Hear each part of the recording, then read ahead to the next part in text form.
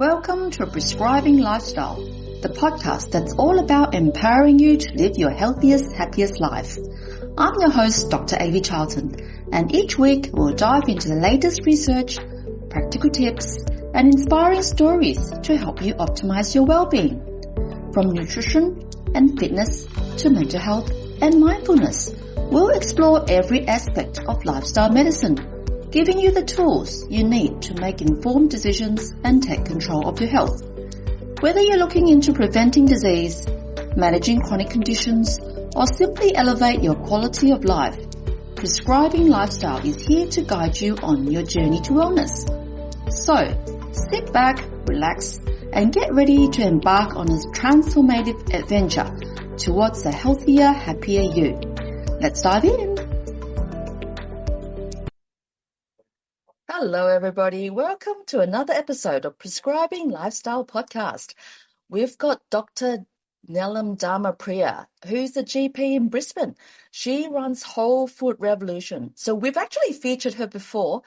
I can't exactly remember. It's under 10 episodes. We talked about intermittent fasting. So I've invited her to come on my podcast again to talk about nutrition and lifestyle, especially in this particular population in the South Asian and Asian population, because Dr. Nelum is from Sri Lanka and I'm Chinese, and we belong to this particular social background, which is so special in Australia that we embrace all the cultures. But we're going to talk especially about this population, what we need to be aware of, we're at a higher risk, and some food considerations. So welcome to this podcast episode, Dr. Nelum. Thank you, Dr. Avi.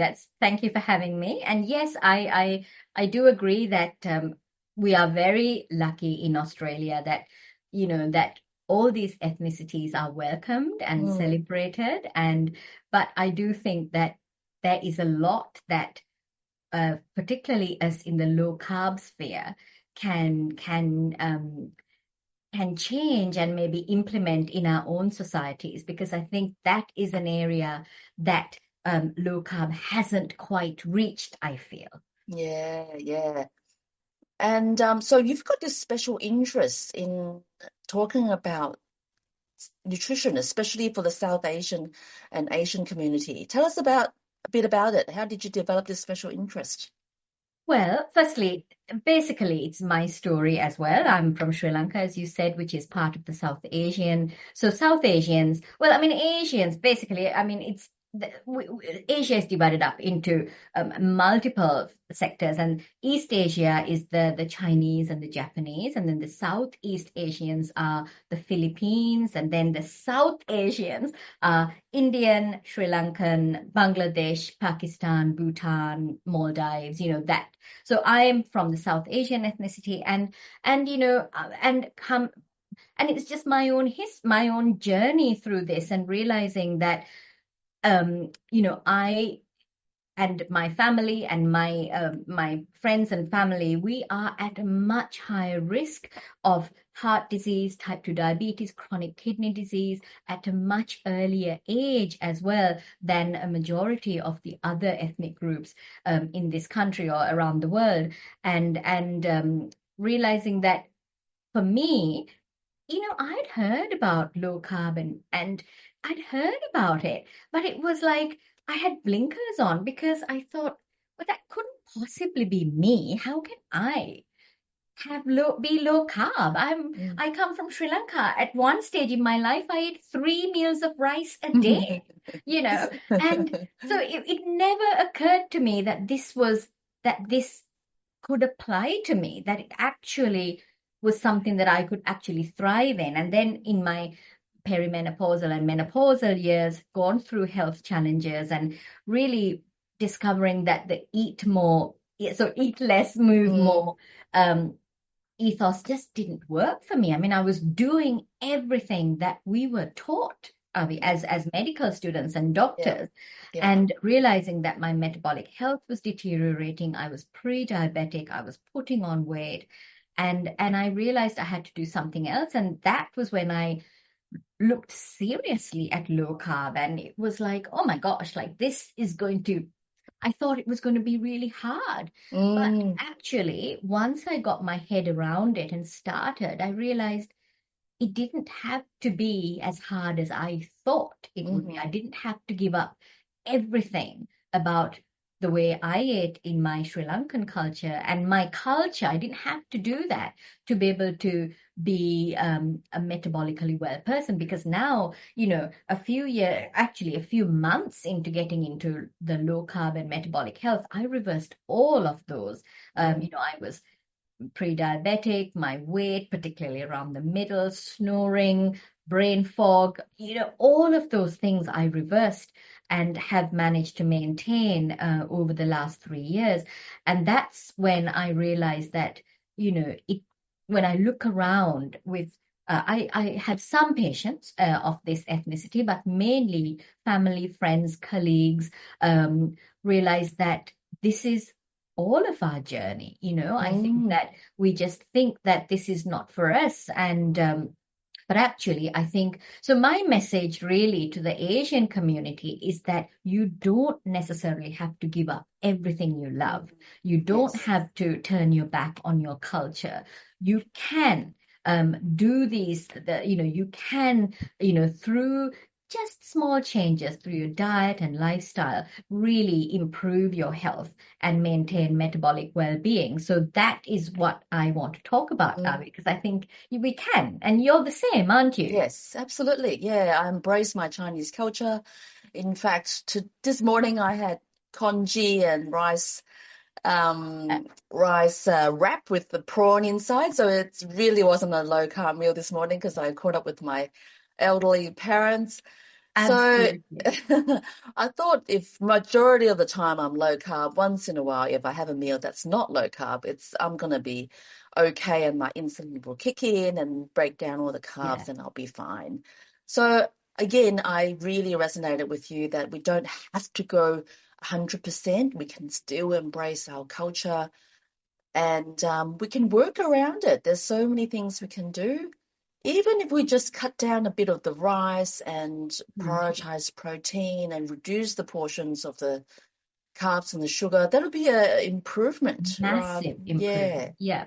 And I think for me, the biggest kind of aha moment came when I saw those sugar infographics.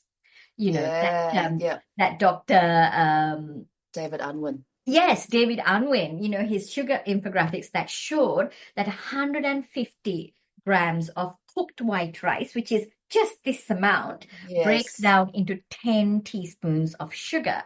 And I mean, I have never in my life until now ever just eaten this amount of. just one handful. No, no. Yes. I mean, I would eat 3 or 4 times that. So that was the biggest shock. I was like, oh my gosh, I I have to. know. Yeah. And we always have rice in the meals, and if it's not rice, it's going to be noodles or rice noodles or Or roti in our case, or yeah. something starch based, all our food. So that was my biggest aha moment, that, oh my goodness, I, no wonder I was where I was what my thought was, because of everything that I ate. And, Yes. and then, as you said, cutting down, and it didn't mean I had to. I'm the same. For me, I have an 80% rule, that 80% of the time at home and when I can, I eat well, low Mm-hmm. carb, and Yeah. yeah, all of that. But if Mm-hmm. I'm out and about, Mm-hmm. like this weekend, I was in Melbourne visiting my sister and my son, and Mm-hmm. we had, and some Sri Lankan friends, and we had Sri Lankan food, and I Yeah. enjoyed it, and I don't Great. regret it. But when I'm home, I really try, and prioritizing protein. I think that Yeah. is the key. I think, really, Yes. because I think it's really hard to ask someone to cut down on the carbs if they don't actually prioritize protein, because they get hungry, right? Yeah. So I think Yeah. if you Absolutely. prioritize protein and some of the good fats that come with whole foods, real foods, then that keeps you full, and therefore you may not need as much of the starchy bases. that we tend to Yes. eat. Yeah. Yeah, absolutely. So yeah, before we started recording, we talked about the protein and the Indian quite often don't eat enough meat and they might be vegetarian. How do you advise those people to prioritize protein? It is difficult. I mean, there's still plant-based proteins Hmm. available, and quite a number of, the lentils, the legumes, the tofu, the tempeh, all of that has protein in it. But we do appreciate that plant-based proteins, um, are not as good quality as animal-based proteins, because at the end of the day, as humans, we are of the animal realm. Yeah. So that is what really is suited to us. But, I do understand there are ethical and cultural and religious Hmm. reasons why people would choose to not eat animal foods. But Hmm. it comes, I think, at a cost, because plant proteins, yes, things like quinoa, for instance, and the other thing about plant proteins is that protein, as you know, is made up of amino acids, and there Yes. are 20 essential amino acids. No, 9 essential amino acids. Hmm. And these amino acids are available in animal protein, in all animal proteins, Hmm. and in the amount that is required, and the quality that is required. But in Hmm. plant proteins, not all of them, apart from I think quinoa and tofu, all other plant proteins have at least one amino acid missing. So, Mm. so I think it is really important, if you are not eating animal proteins, that you're aware of this and that you combine your protein so that you get all those essential amino acids. Because without those essential amino acids, you simply can't build protein. Yes, absolutely. Yes. So, and the other thing is that all of the plant proteins come with higher amount of carbohydrate. So Yes. I think vegetarians, whether South Asian, Asian, or whatever background, vegetarians also cannot generally go fully low carb. They can't go to the extent of low carb, like keto, or I think they can, but it's very difficult. Mm. Difficult, and it's difficult to maintain. So I think they also have to compromise, and kind of, it is possible, but I think it is hard to do. Um, Yes. yeah, Yeah, absolutely. And protein makes us satiated, keeps us full, and it's also so important to build for muscle and bones. yes, And absolutely. yeah, so I think it is so important for these cultures to prioritize our protein, and it is absolutely so difficult for vegetarian and vegan And Ali, cultures. the other thing, I don't know whether you're aware, I'm not sure about the East Asian Mm. ethnicities, but the South Asian particularly have the lowest muscle mass Yes, in the world, and also are the laziest ethnicity. So really. do not exercise. So that is like a double whammy from that point of view. So already genetically, it's an evolutionary adaptation. It's very interesting. So uh, we just don't have that capacity. And so then you don't also build and maintain it throughout your lifetime. So that is another reason why this ethnic group is so prone to metabolic dysfunction, Mm. heart disease, type 2 diabetes, chronic kidney disease, it's all of it. Yeah, yeah. And some listeners might not be aware there's a thing called TOFI. Yeah. So TOFI is thin on the outside, fat on the inside. And I actually tell my mum all the time that we have to be careful that we often don't show it that we're fat on the outside. So we're fat on the inside and we don't show it. So all the Chinese look very skinny, and but we've still got so many people diabetic and then actually fat on the inside. And I think the Indians and South Asians are just the same. Just the same. We don't show it on the outside. Yes. Yeah. And so Yeah. that fat that accumulates internally in the visceral, in the abdomen and in organs and around organs, and also in muscle as well in the South Asians, it is so highly inflammatory. And that inflammation is what then also drives chronic disease. And then, I'm sure you're aware, I mean, that the reason why Asians tend to have higher incidence of insulin resistance, it's mainly due to the initial and the genetic susceptibility is beta cell dysfunction in the pancreas. So we don't tend to produce as much insulin. So then our diet of high carbs tends to kind of, we have to use a lot of that insulin that we don't have. And so that's why then, this whole process just accelerates. Yeah, absolutely. Like if I measure the insulin in the Australian Caucasian population, they can go really high, even 12, 30, even 70, and they're still not diabetic. That's Whereas the Chinese and the Indians, they are like 7 or even 10, and they've become diabetic already or pre-diabetes. Yeah, and you probably noticed at a much earlier age as well. Yes. So I mean, there's so many, like you would say, in their 30s and 40s, they Yes. have type 2 diabetes. And it seems as if you look around these, every other person, right, has type 2 diabetes in this ethnic group. Absolutely. So it's like the norm. It's like everybody says, oh, well, like my dad, my mom, my sister, my brother, my uncle, everybody's got type 2 diabetes. Yeah, absolutely. Yeah, my mum actually had diabetes, but I keep nagging her to do low carb, and she's controlled it, and she's much, much better. Yeah. Well, my mom too has type 2 diabetes. She still is, but she is doing better. She's eating much more protein and actually Yeah. exercise. So her control is very good, but she still has type 2 diabetes. Yeah. Yes. Yeah. Yeah, we just have to raise awareness that people in our culture have to be much more aware of what's going on. And also, I think, the screening, like for our ethnicities, a BMI of 23 is considered overweight, and a Yes. BMI of 27 is considered obese.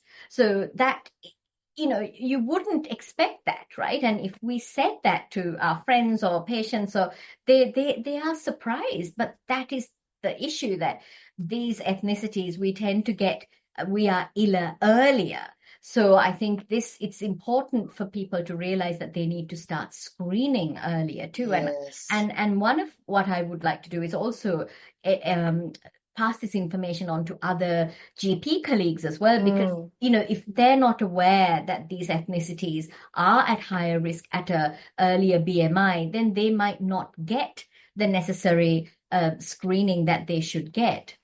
Yeah, absolutely. Even in the criteria to diagnose metabolic syndrome, the waist circumference measurement is different in that criteria.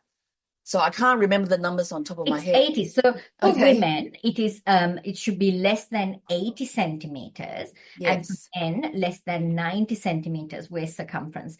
And even so, Avi, I think that, so even, I mean, I'm a very short person, right? Me too. You know, and even at my highest weight, I actually didn't have a waist circumference of 80 centimeters. However, I was definitely metabolically unwell.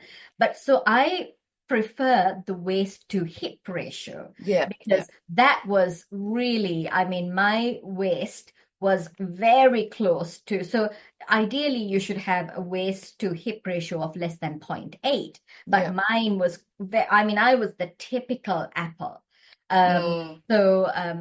So I think, so I mean, both, I think you need to use both, but that's the thing, isn't it? And I think these are quite relatively small measurements, but you don't realize that these are risk factors for the Asian subgroup.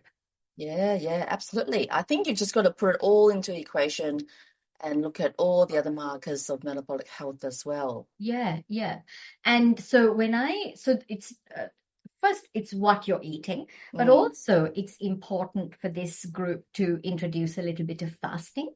Mm. Um, and so important to build muscle. I mean, that Yes. is incredibly important. I think if you can add those, if those, you kind of cut down your carbs, Yep. prioritize protein, good, healthy, saturated fats, that's the, yeah. Now, that is like, that's the other thing, isn't it? I mean, in these ethnicities, it's all seed oils, it's all vegetable oil. Yes. Yeah, Yeah, absolutely. Yeah, yeah, even in the wok, we use all the peanut oil and yes, rice bran oil, yes, and there's so much deep fry going on in the yeah, restaurants. yeah, yeah, Yeah, so I think raising awareness that the seed oil is terrible for us. yeah, And I just remembered going to Singapore and Hong Kong, going out for eating. They just eat all the time. They have non-stop eating. They have so much desserts and drinks and sugary bubble tea that because it's hot in Singapore and yes, yes, Malaysia, they yes, want sugary cold drinks all the time. There's always a juicing machine around the corner, and even my I know. kids succumb to the bubble teas. Yeah. So it's must be so high in poor And metabolic it's health. hard, isn't it, when everybody around you is just supposedly enjoying themselves in terms of all this food to be the one that says no. I think that is where I think for a lot of our communities, we are very social, aren't we? We get Mm, together a lot with family and friends and so yes. that also I think is difficult. So if you're trying to do some kind of have this be a little bit more careful and have this lifestyle, but then you have this social network that encourages all of this. I think it's again really hard to yeah, but one by one I think I've definitely had success with this, but it's slow. It's slow, for patients and for my friends and family that have started on this. It takes a while, it takes persistence and perseverance, but definitely there are, I mean, for me and for you, I know that, Yes. we have had significant success and yeah, that's right. Um, Yeah. Absolutely. So you shared with us before the recording a whole folder in your website with a collection of your Southeastern resources and a few successful stories. Can you share with us just maybe one story of a patient or a person that participated in your program that's had good success? yes. I mean, there's quite a few actually, but I think this gentleman, he's in his now early 60s, and he did one of my he's actually from Melbourne. He came Okay. to Brisbane to do one of my one-day workshops, and he's an engineer. So his engineer mind found it fascinating. He found insulin resistance and the entire workings of it, the logic of it. He found it so interesting. And it's just amazing. It was like it just fit into his and he could put all of this into practice. And prior to coming, he was told that he had high cholesterol, as Mm, most South Asians are told. He yeah. had high blood pressure. His GP was worried about his cardiac risk. Mm, Um, but because of all of this, I don't think he actually had any diagnoses, but there was all of this in terms of the what prompted him to come was his GP had said, we're going to have to start you on medication, mm, cholesterol medication, blood pressure medication, and we have to refer you to a cardiologist to assess your further risk. So he came, he listened, he read, he found this all fascinating, and then he put it all together, and I think again 3 to 6 months later he'd reversed. So whatever his coronary calcium score came back 0 anyway, but his lipid profile improved in terms of what we're looking at. His HDL improved, his triglycerides went down, his blood pressure went down. He lost 6 kilograms, I think within about 3 or 4 months, and he says he does a lot of yoga as well, and he says I think he's in his early 60s that he's fitter than he has been ever, and he's such an advocate. He helps his friends with this. He has people who have diabetes who talk to him about these, but it's like a walking advert for how this could be. Amazing. So there are definitely people who have succeeded, and I do think that you have to have, for him it was the understanding the science. I think for that engineering mind, and what he said to me was that I know it for myself. I don't now need to ask other people. And I think that was really helpful for him. So I think, yeah. And then more recently, a lady, again, she's in her mid-60s. And the reason she did, because we have a program, like a 16-week online course that we do. Yeah. And we go through all of metabolic health, not just the food, but you sleep, stress, exercise, all of that. And she came, it's an interesting story. Her daughter is a doctor. Okay. and because of her South Asian ethnicity and the cholesterol, because that's what South Asians are very, very worried about. That's right. The daughter had said, I'm really, really worried about you. And she'd kind of been following some of what I had been saying for a while. But because of this, as you know, traditionally, I mean, you and I were trained as, in traditionally with the dietary guidelines as what we, that's what we were taught. So that's how her daughter was taught as well. So she struggled with this, what she was hearing from me and what her daughter was saying. So she came on board to really understand for herself. So she did this 16-week course, and really what she got out of that was the mindset stuff, because that is not something that a lot of I think Asians think about very much. So for her, this understanding about how the mindset can impact metabolic health, about all of this thing that we talk about, stress, and she has a lot of stress. She cares, like we say, cares for an elderly parent. She still has she looks after her grandchildren. She's working full time. There's a lot going on. So that and really it helped her to prioritize things and to get herself into a place where she prioritized her health. And that was very useful for her, because that then meant that she wasn't constantly feeling pressure to do something that she didn't necessarily want to do. So I think, I think there's so many aspects. And and for her, she really used fasting. Fasting was a very good tool for her because she works full time. She felt it was much easier for her. So I think she would fast a few days a week, like a 24-hour fast, a couple of days a week. And then, and her husband also joined her. So it was very, I think because he was also so supportive, that was very helpful as well.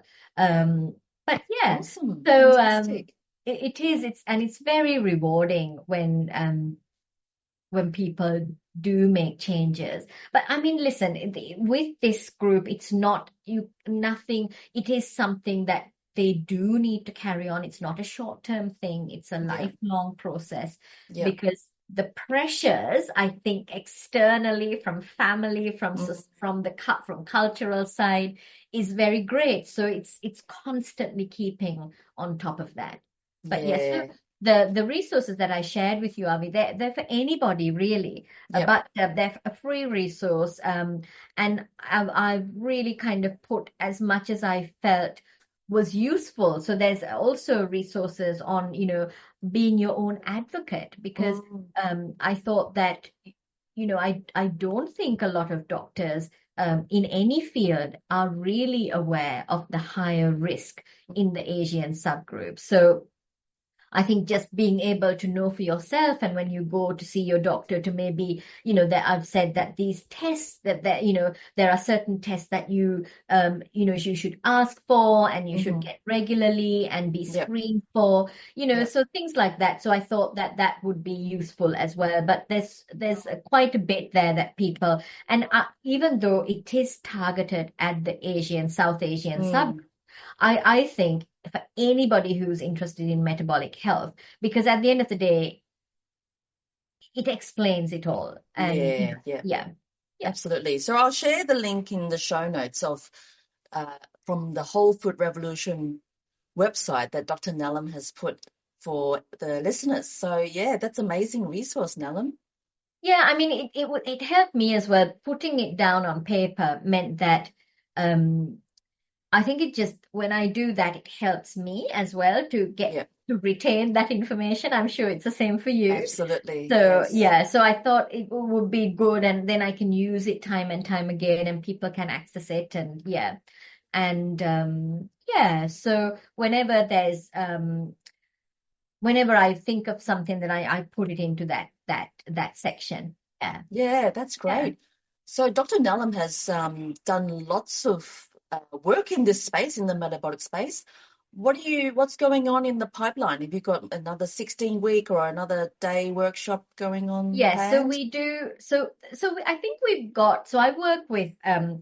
I used to work with Deb and Ronit. So Deb, who is a nurse, but Deb's taking a short break because she's got lots of wonderful things happening and she's traveling around. But Ronit, who is a happiness coach. So I talk about the science, and Ronit talks about mindset, and together we do lifestyle as well. So Yeah. we've got a mindset retreat coming up, Abby. So I think Mm. I realized quite early, about a year into learning about metabolic health, I used to think that all I had to do was teach the science, and all my patients would be completely, Yes.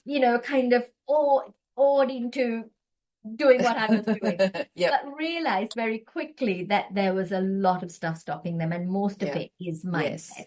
And Yes. so that, I think Ronit's contribution to that is so vast. And I think mindset, lots of just, food addictions, emotional Yep. eating, Yep. traumas from the past, hmm beliefs that are not useful. So all of these. So we've got a mindset retreat coming up. It's online Okay. at the end of this month.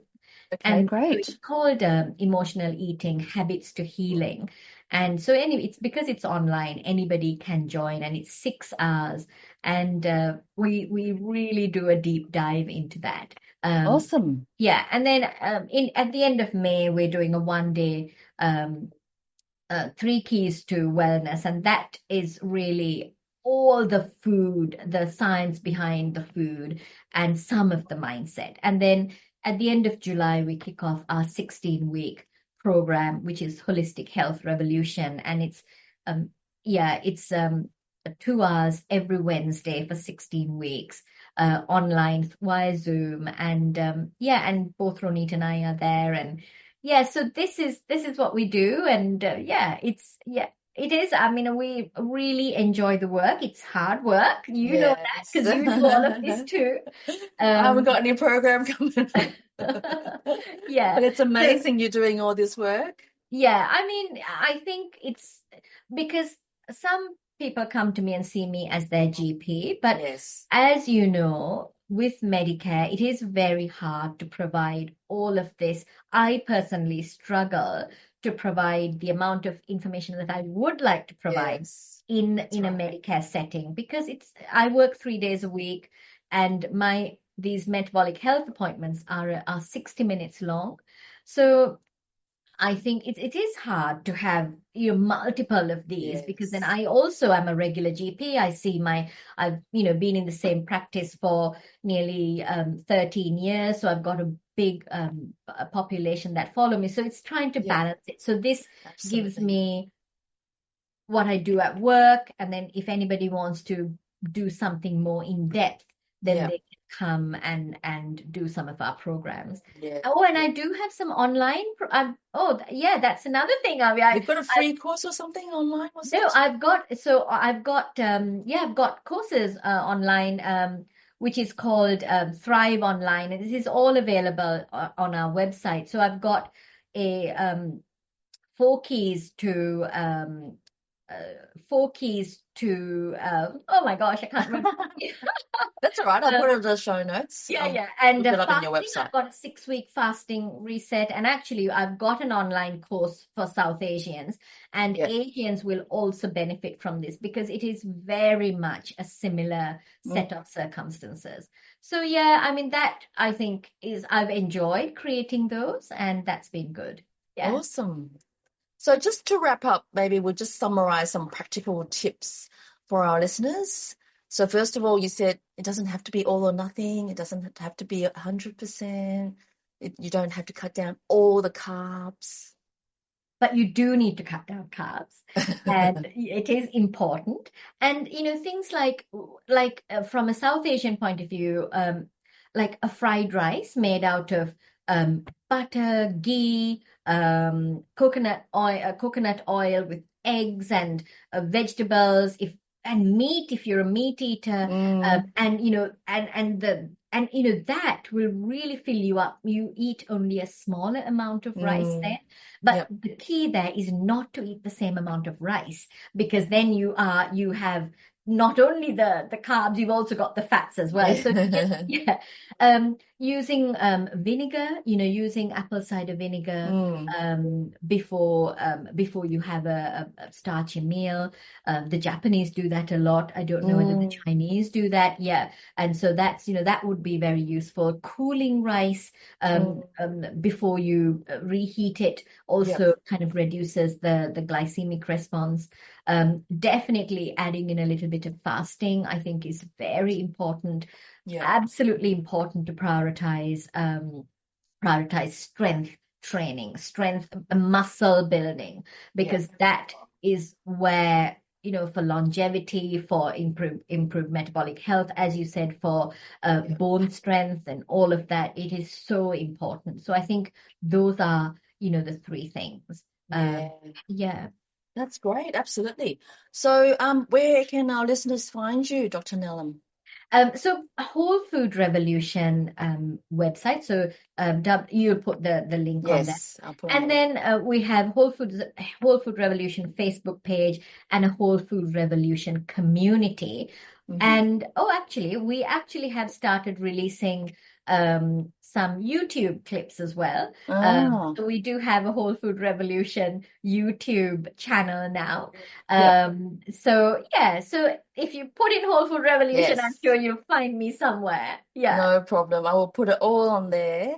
And congratulations on all the work that you do. And we're certainly in the same space, working very hard to hopefully improve one person at a time. Absolutely. Absolutely. And thank you so much for giving me this opportunity to talk about this subject. I think it's really important. Well, thank you for coming on, Nelum. Thank you. Thank you all the listeners for staying tuned to another episode of Prescribing Lifestyle Podcast. As I always say, if you don't look after yourself, you can't look after anybody else. So thank you to Dr. Nelum, and thank you listeners for staying tuned. Until next time, we'll bring another guest.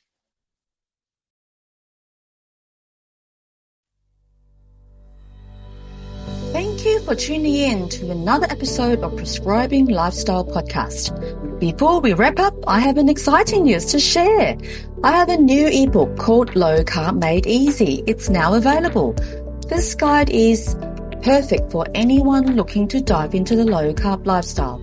Inside, you'll find the basic theory behind low carb eating, a detailed food list, practical meal plan, and a variety of delicious recipes. It's designed to make a journey to better health easier, simpler, and enjoyable. For those who prefer a hard copy, head over to my website and register your interest using the link provided. My website is www.mlcclinic.com.au. Head to online store. Remember, the information shared in this podcast, it's for educational purposes only and not proper medical advice.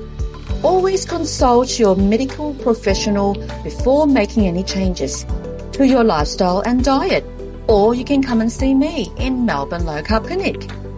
If you enjoyed this episode, don't forget to subscribe, leave a review, and stay connected with us on social media.